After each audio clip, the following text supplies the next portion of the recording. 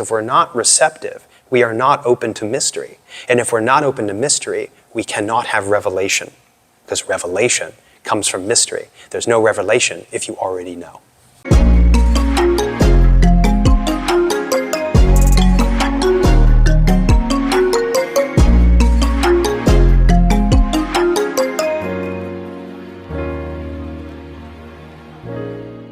This is going to be a reading of Tao Te Ching, chapter 8.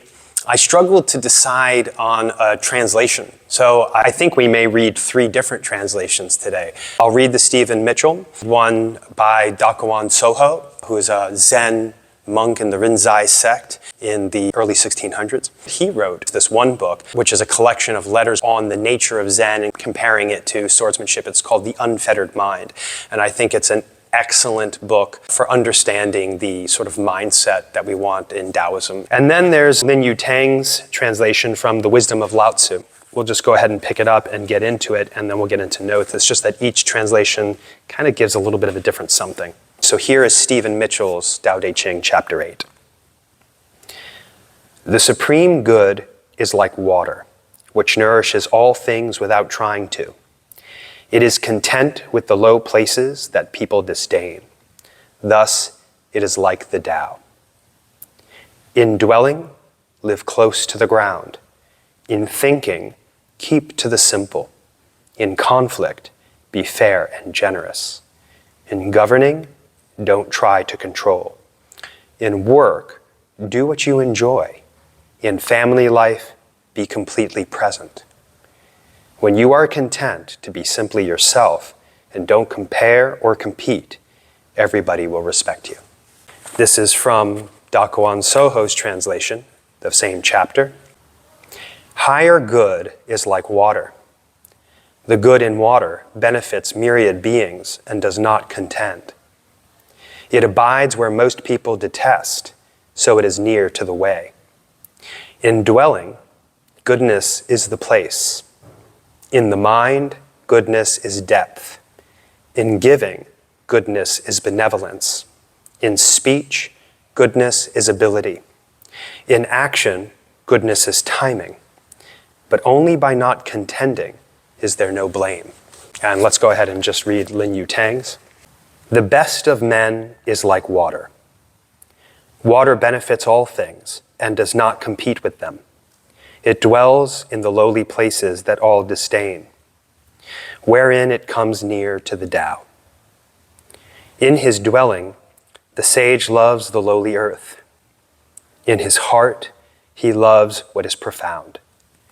In his relations with others, he loves kindness. In his words, he loves sincerity. In government, he loves peace. In business affairs, he loves ability. In his actions, he loves choosing the right time. It is because he does not contend that he is without reproach. So they're similar, but there are lines from each that I kind of prefer, that resonate with me in terms of my understanding of it. This kind of enters us into an image that Lao Tzu uses often through the Tao Te Ching, where he is directing us to be like water. And of course, everybody's heard Bruce Lee famously quoting, "Be like water, my friend." Let's talk about why. Why water? Why is that his model for how to conduct ourselves, navigate life? He says that water seeks the spaces that nobody else wants. And in doing so, it does not contend and is therefore similar to the character of Tao. To me, this indicates the aspect of Tao that it exists in the in-between spaces. It exists in the way that things relate to each other, the way that we relate. And relationship isn't so much about the specific things that are relating. Of course, that's important. But what makes it relationship is what transpires between them. In this sense, Tao does not compete for space. It doesn't push things out of the way to make its presence manifest. We can also see water as similar. Water flows into all the in-between spaces. It's kind of a poetic image to help you to understand that that which is most important isn't that which is obviously manifest. And this becomes a model for ourselves that we learn not to insist on being in a particular place or strive to be in a particular set of circumstances, to have a particular position, to force our way or wedge our way into anything, but we learn how to flow and be in these in-between spaces. In our Tai Chi practice, particularly, let's say, it's easy to see in push hands. One of the things that Monk Yunro would tell me often whenever I was doing push hands, whether with him or somebody else, is he would go where they are not. I just had to puzzle that out. What does that mean, go where they are not? So one of the things it means is that you don't try to occupy the same space as they do. If you try to occupy the same space as they do, there is contention, there's opposition. You don't want to just run away either, right? We talked about this a little bit last chapter. One is trying to force the circumstance to be what you want, and the other one is avoiding it, and neither is learning how to find balance within it, because there are things we can't change. And so what do we do about those, right? We talked about why running away is not good, and we talked about why trying to force it is not good last time.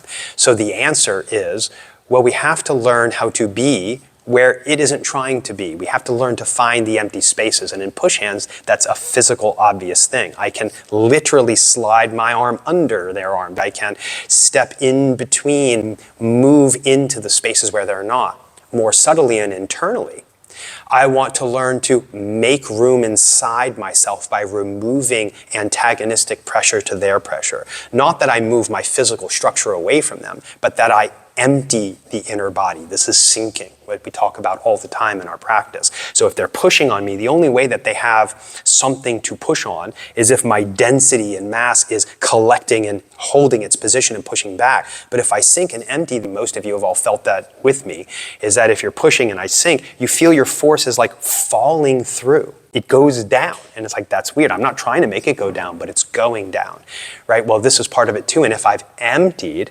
now I can advance because I've made space for you by opening up. Your force came into me, that empties it out of you, and now there's space in you for me to move in. My pressure, my force. So this may be something that maybe you don't quite have a reference for yet physically, but we also do this in our practice when we're moving. We empty one leg and fill the other. But to fill this leg, to sink into the leg, I have to release it. I have to song. I have to, in a way, make the leg hollow. It doesn't feel solid and dense. It's not something I'm on top of, but something I can sink through. So all of this is similar to the way that water behaves. And so we can be like water physically. And as you feel that in your physical practice, I think it'll begin to make more sense how you port that over into more abstract life events. After it discusses the nature of water in this sense, it goes through a number of different aspects of how we can comport ourselves in accordance with its nature. First, it says something like, indwelling, live close to the earth. This is what water does, right? Water doesn't climb up trees or try to push itself into places. It settles wherever it is invited to settle. It follows a path of least resistance and goes where everything else isn't. It is content to be wherever it is. This idea of contentment, this idea of being willing to find the good or find the meaning in whatever is going on, and actually realizing that wherever you are can be, in a manner of speaking, a good place to be. You might remember my talk on the infinite spectrum. This is kind of what the infinite spectrum is about. It's about learning that wherever you are, you're always in this space between things that could be infinitely better or infinitely worse. And this then gives you a perspective of being able to be where you are. And I mentioned Viktor Frankl's Man's Search for Meaning, and how he said, we also find meaning in suffering. And coming from a guy who survived the Nazi concentration camps, he doesn't say that lightly. He found a way through that by being able to be like water in this respect. In thinking, goodness is depth. To me, that's not necessarily about having deep thoughts, although it can lead to that. To me, it's about the depth of water as something that is receptive. You can plunge into it. It allows things in. That means that we make space in our minds to allow revelation. like I said before, we don't fill up our mind with a fixed perspective, with some form of a doctrine that is rigid and doesn't allow things to enter in. And when we do that, when we open ourselves, I think we become deep. We become deep in the sense that now our mind can plunge the depths of mystery. Because if we're not receptive, we are not open to mystery. And if we're not open to mystery, we cannot have revelation. Because revelation comes from mystery. There's no revelation if you already know. In relations, it loves generosity or it loves kindness. That can be straightforward in a way. And if you're a decent person, you probably like to be kind when it's opportune at least. In his translation, Dakuan breaks down what he thinks it means. And here he says, to be generous and give allowance to both people you like and dislike. So all of a sudden we go, wait, dislike? I don't know about that. Again, I'll use push hands as an example because I've learned so many lessons about this stuff within those interactions. Again, let's say if somebody is pushing on me, I don't like that. I don't want that. I may then reject it, but by rejecting it, I give it a way to oppose me. And now if it's more powerful than I am, I'm pushed out of balance. Only when I soften and I give space, I make allowance, I open my door and invite it in, only then am I able to redirect it. I was taking part in a yoga teacher training. This was in downtown Hollywood, in a little place called Yoga One, very nice yoga studio. And it was a closed session, right? This was a teacher training. It wasn't a regular class, and it was at night. And all of a sudden the door opens. We weren't supposed to be having anybody else come in. And so the teacher gets up and goes to look. And I hear her talking with someone. And then you can tell that she's telling them, no, I'm sorry, you can't be here, you have to go. And you can tell by the tone that it's not going well. And she keeps saying, no, no. I start to see her backing up and her hands are kind of up like this. And she calls for another guy who was in the class who's kind of a muscular guy. And he gets up to go over there. I'm like, all right, he's gonna take care of whatever's going on. And then I see him stop and just kind of look like he doesn't know what to do. And I was like, oh crap, it's like somebody holding up the yoga studio. This is kind of strange. Now, the way the room was set up is it was separated from the entry sort of lobby area by a wall, and then there was like a double wide open portal way that you can walk in past the front desk. So I go over and I put my back against the wall and I kind of poke around. And there's this very tall, I mean, the guy had to be like maybe 6'5", tall and thin, and kind of looked like Freddy Krueger. You know, he had kind of the red shirt with the whatever, like black stripes and long fingers and kind of crooked teeth. He was probably homeless. He was babbling more or less incoherently and waving his arms around and being kind of belligerent, but also seemed, you know, really not to be all with it. I stood right in front of him so he couldn't advance, and he was getting pretty close to that portalway. And he was obviously intent on entering the practice space. And I knew that once he got in there, getting him out was going to be very difficult. There was a bunch of people. I wanted to prevent that. So I stood right there in front of him, just inside the portalway. And I said, hey, what's your name? He looks around, and then he finds me somewhere down there. And he goes, and he's just like, you know. And I said, okay. I said, thank you so much for coming. Let me get all your information. Unfortunately, this is a closed session, but when the next one starts, we'll make sure to send you all the information you need so you can take part. And he's like, okay, you know, kind of like this. And then I gently take him by the elbow and I keep talking to him, you know, what's your phone number? Where do you live? And he's kind of pointing and looking around. I'm like, thank you so much. He's like, will you remember? And the teacher's like, yes. He's really good at remembering things, you know. I said, all right, well, thank you very much. And he turns around and he says something like, we all turn to dust and fly away. And then he walks out and I shut the door. I kind of chuckle and I lock the door. I said, man, we got to remember to lock this door. And I turn around and everybody are all like looking at me. And one person goes, you did like a Jedi mind trick on that guy. The truth was, what I did, the way I saw the circumstances, here he comes, this is a yang force. The teacher and the gentleman that she had called up, both of them only sort of knew how to reject that, right? And say, no, you can't come in. But they didn't know what to do. How do you stop him? Now, he didn't end up being armed, but he was a big guy and he was being kind of scary and aggressive. They didn't know how to answer that. The muscular guy could have probably wrestled him. Didn't necessarily seem like that was the thing to do. It's not necessarily door number one, answer with force and will.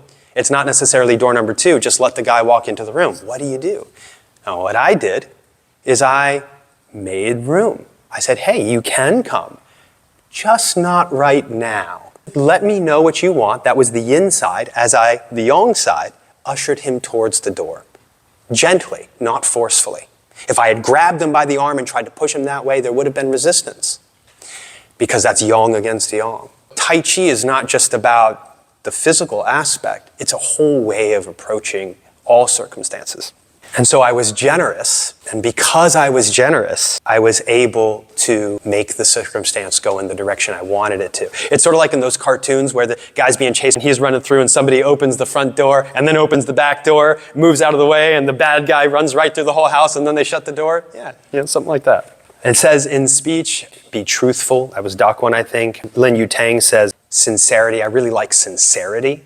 How is that like water? Well, water doesn't come out and then do some weird circumventing thing to get around where it wants. It just pours forth. It has an honesty to it. It has a sincerity to it. It just goes directly in whatever the grooves are. In a way, you could say water speaks directly to what is. You can find where a gap somewhere is by pouring water. Like if you're not sure, for example, where it might be a hole in a tire, you fill it with soapy water, so you can see where the water flows out and the bubbles come. Water leads, in this sense, to truth. It doesn't contrive or make up its own way of going. It goes with what is going on. It speaks in accord with what is.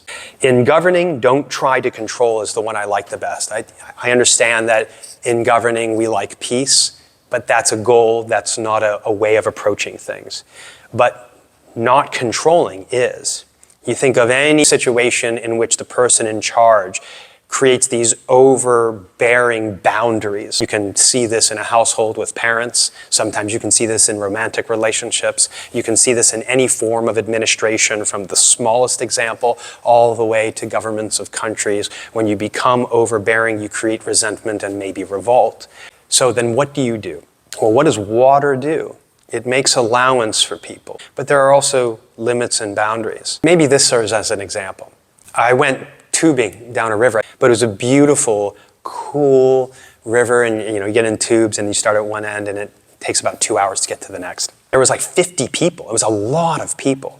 And at first I was concerned that it was going to kind of not be very fun and not be very peaceful, because sometimes people get rowdy and things like this. They want to drink and throw bottles into the river.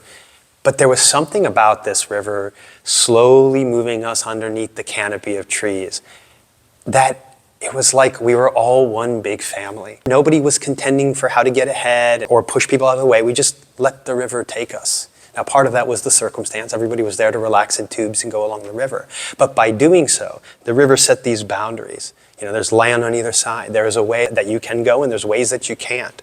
And the current directs you.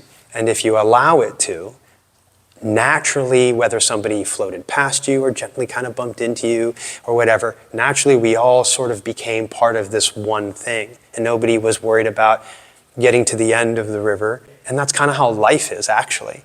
So if we kind of let that happen and we start to make allowance for people and people kind of go their own way without creating this circumstance in which people feel like they need to get ahead, like they need to fight for their place, all of a sudden the best in people comes out. And I think that's what it's trying to say here. When we don't control, when we allow things to flow in the direction that they naturally will, with very limited boundaries, then we invite the best of people. In work, goodness is ability. That kind of seems like, well, yeah, of course, if you're skillful at something, great. But actually, I think it's more than that. You don't contrive tricks and try to find a clever way to get what you want. Monk Yenro, before he was Monk Yenro, when he was just Arthur Rosenfeld, my teacher, had our grand master, Chen Chuanzhang, came down to Florida, was actually staying at his home. And Master Yen, my teacher's teacher, Chen Chuanzhang's student, was there and helped to translate. And Uncle Chen, or Chen Chuanzhang, wanted to see my teacher's skill. And so they had another student there, I don't know who, but they were doing partner work, push hands. And my teacher was like, yeah, and threw the guy this way and looked over at Uncle Chen, and Uncle Chen goes, gets him a different way, gets him another way. Every time he looks at Chen Chuanzhang, He just shakes his head looking disappointed. Finally, my teacher looks at his teacher and says, "What gives?" Master Yen talks to Master Chen, and Master Chen says something in Chinese, and then Yen goes, "Oh, he doesn't want to see your tricks. He wants to see your Gong Fu. He wants to see your Tai Chi." Now, Gong Fu means the product of time and effort, sometimes referred to as great skill. It's the ability that is produced by time spent in conditioning and training yourself to transform. So when we're standing in Wuji, when we're doing the form, when we're doing all these things to change the body and the way that it functions and the way the mind relates to the body and all of that, we're not learning tricks and techniques, we're transforming ourselves. So when it says in work it loves ability, it means that. It means not coming up with tricks and shortcuts and little methods and ways to get just some form of a result. But whatever you do, it comes forth from a sincere nature. Finally, it says, in action it loves timing, or doing things at the right time. Water never goes before it's time to go. Water is content to wait patiently, serenely, tranquil in its stillness. But then the moment there is a groove for it to flow into, it flows. The moment there is a breeze, it goes. When a pebble is dropped into it, it ripples. Water goes precisely when it is time and not before and after, because it doesn't try to make things happen. Therefore, it is never out of time and never in opposition. It never forces things to happen. It does not contend with events. It does not contend with people. It does not contend with gravity. It does not contend, period. So this idea of non-contention is what we're after. And the final line in this chapter says something like, because water does not contend, it breeds no resentment. Only when we contrive plans or strive for results or try to force things to happen, that's when we have conflict. And water doesn't do that. It has no enemies. The idea of non-contending is that whatever comes against us, it only can come against us if we contend with it. But whatever comes, if we have this sort of attitude of acceptance, if we are willing, like water, to change our shape, to adapt, to flow with the open grooves and spaces, if we are content to go where maybe other people don't want to go, then we won't ever have to oppose what's going on. We can find a way to be without contention. And the first place to do that is within yourself. So when I say relax your shoulders and sink, don't make your shoulders contend with your rib cage. Don't make your rib cage contend with your stomach. Don't make your stomach contend with your hips, and so on and so forth. And if you're coming up, don't make your knee contend with your ankle. Whatever is going, the next part makes allowance and space so the motion can continue to flow on. It's the same way waves move through water.